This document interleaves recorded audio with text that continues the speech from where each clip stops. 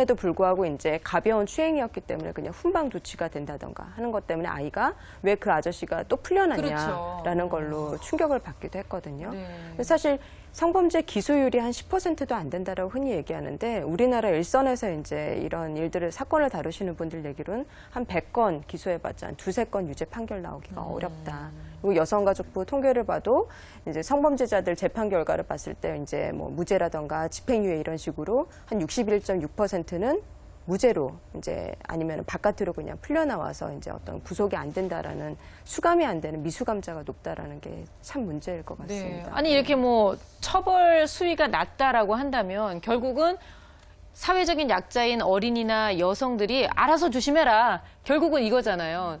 알아서 조심할 수밖에 없다는 거는 결국은 우리는 너무나 무방비 상태로 이렇게 당해야 될 수밖에 없다는 걸 생각하면 그래도 세상에 반이 여자고 정말 어린아이들도 너무너무 많은데 우리의 미래를 이렇게 그냥 방치해둬도 되는지 좀 많이 생각해 봐야 될 것 같아요. 네.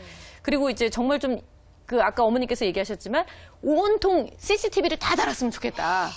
암만 많이 달아도 사각지대는 어디나 있을 그렇지 수밖에 않나요, 없을 것 진짜? 같은데. 네. 그리고 또 더불어서 뭐 사생활 침해 뭐 이런 식으로 또 다른 이슈가 될 것 같기도 하고요. 어떻습니까? 어떤 대안들이 많이들 나오고 있어요, 선생님? 주로 외국 같은 경우에 예를 들어보자면요. 외국은 CCTV보다는 자연감시라고 이렇게 안전설계 쪽으로 많이 해요. 학교를 세울 때부터 일단 사람들이 많이 다니게 하고 조명을 네. 밝게 한다든지 화장실을 이렇게 그 교무실 바로 앞에 둔다든지 이런 식으로 해서 지나가는 사람들에 의해서 자연스럽게 감시되는 이런 것들을 하고 있기도 하고요.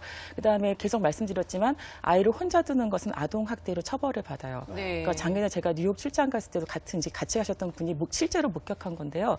어떤 어린아이가 한 30분 정도 혼자 걸어갔었대요. 근데 주변에 있던 할머니가 바로 신고하셔가지고 경찰이 출동하기도 했었고 또 얼마 전에 기사도 났었잖아요. 어떤 목사님이 새벽 기도에 가시면서 아이를 재우고 그냥 나가셨는데 그 아이가 집 밖으로 나가서 혼자 다니는 거 보고 예. 신고를 해서 또 처벌받기도 하고 이런 것들처럼 굉장히 엄격하게 하고 있고요. 그리고 계속 얘기 나오는 게 그 아동 성범죄자들은 유인 행위를 하잖아요. 그러니까 길을 묻는다든지 그래서 그렇죠. 그 그루밍 행위라고 해서 몇 가지 유형화된 것들이 있어서 그거를 선량한 시민들이 그걸 안 하도록 원칙을 지킵니다. 그래서 아이들이 헷갈리지 않게 하는 거죠. 그래서 뭐 선물을 줬는데 어떤 사람 건 받아야 되고 어떤 사람은 받으면 안 되는지 누가 놀러 가자고 했는데 친구 엄마가 놀러 가자고 할 수도 있잖아요. 근데 그랬을 때 그 사람이 나쁜 의도를 가질 수도 있고 여러 가지 경우의 수가 굉장히 많기 때문에 그걸 단순하게 하기 위해서 아이들이 오해할 상황을 안 만드는 거예요. 그렇죠. 그래서 그런 거 달라지는 거죠. 어른들이 예, 그렇게 하기도 하고 또 이제 그 아동 성범죄자에 대해서는 종신형을 하기도 하고요. 그다음에 교정 시스템이 굉장히 잘 돼 있어요. 그래서 거기서 인지행동 치료 같은 걸 계속 받으면서 그 재범 가능성이 없겠다 그러면 가석방을 시키는 거죠. 가석방을 시켜서 거기서 이제 사회에서도 교도소에서 받았던 프로그램들을 계속 받을 수 있도록 이렇게 하기도 하고 그러다 보니까 외국 같은 경우에는 그 아동 성범죄자가 대부분 다 소화기호증 환자인 경우가 많아요. 왜냐하면 워낙 원벌이기 때문에 웬만해서는 안 건드리는 거죠. 질병이 있지 않는 이상 그런 문제는 할 수 없다. 근데 우리나라 같은 경우에는 소화기호증은 많지 않고 오히려 다른 문제들이 더 많이 있고요.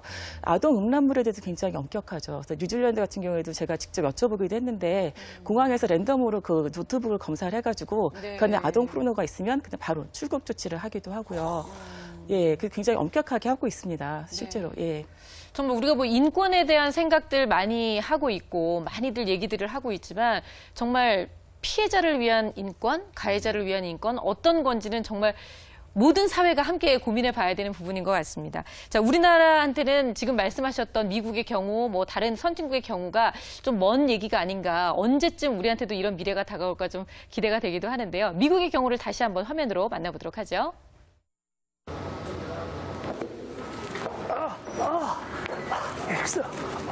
Could you open that door for me, please? Are you okay? Oh, my back. My son's supposed to... Could you get that box and just throw it in that car for me? 어린 소녀에게 도움을 요청합니다. 과연 소녀의 반응은 어떨까요? Please. I'm gonna ask somebody else because I really gotta go somewhere. I'm really sorry. Just, it'll take a second. And here, I'll give you something to help me. Look. Oh, no, I can't. All right, just, please, I'm going to be late. I'll get somebody right here. I'll be right back. All right.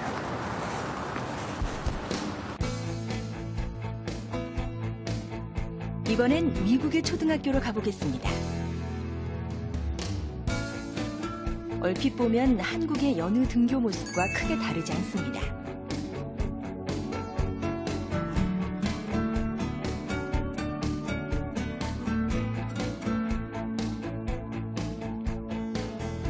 그런데 운동장에 모인 어린이들은 이상하게도 교실에 있는 건물로 바로 들어가지 않습니다.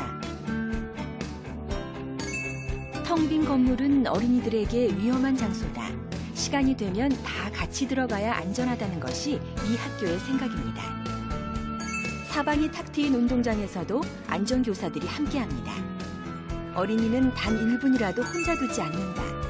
미국 부모들이 자녀의 안전을 지키는 생활수칙 제1장 1절입니다. 일단 학교 안에 안전교사가 있다는 것이 우리하고는 너무나 다른 모습인 것 같고요. 그리고 아이들이 일단 맺고 끊고가 확실한 것 같아요. 우리 지난번에 그 얘기 하셨잖아요. 노는 노다. 그냥 아이들끼리 있었던 어떤 성과 관련된 부분에서도 노는 노야라고 얘기를 했는데 아이들이 정말 딱 노는 안 하는 거예요. 다른 사람 불러드릴게요. 아, 멋있는데요? 오히려 쿨하게. 그러니까 저런 식으로 자기를 보호할 줄 알게 된다는 거죠, 선생님? 예, 그렇죠. 예.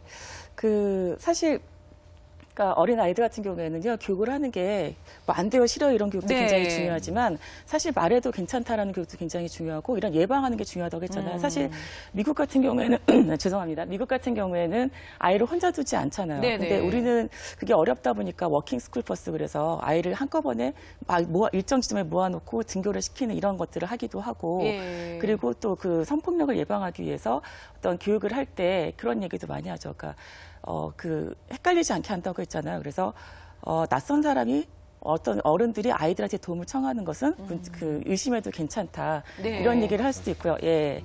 그리고 또 한편으로 헷갈리는 상황이라고 하면은 부모님께 물어보겠다라고 물어보게. 했다. 예. 그리고 만약에 문제가 생겼다고 하면은 네. 그러니까 부모님한테 바로 말해도 괜찮다. 구체적으로 누구누구한테 이야기할 수 있는지 이런 것들을 하나하나 해나간다고 한다면 그래도 어느 정도는 잘 할 수 있을 거라는 생각이 들어요. 근데 지금 말씀처럼 늘 항상 엄마한테 네. 얘기해도 돼, 네. 아빠한테 얘기해도 돼, 라고 네. 얘기는 했지만 네. 아이 입장에서 아까처럼 뭐 협박을 당했다든지 아니면은 그냥 정말 내가 생각할 때 내가 뭘 잘못했나라는 느낌 때문에 얘기를 안 하고 지나갈 수도 있잖아요. 네. 그런 상황 때는 어떻게 해야 되는지 그걸 우리가 좀 알아볼 수 있는 건지. 아까 그 선생님께서도 말씀하셨지만 사실 징후만 가지고 알기는 굉장히 어렵고요. 그리고 또 아이가 말을 하면 좋겠지만 네. 말하지 않는다고 해서 무조건 문제가 있다고 보기도 어렵고 시간이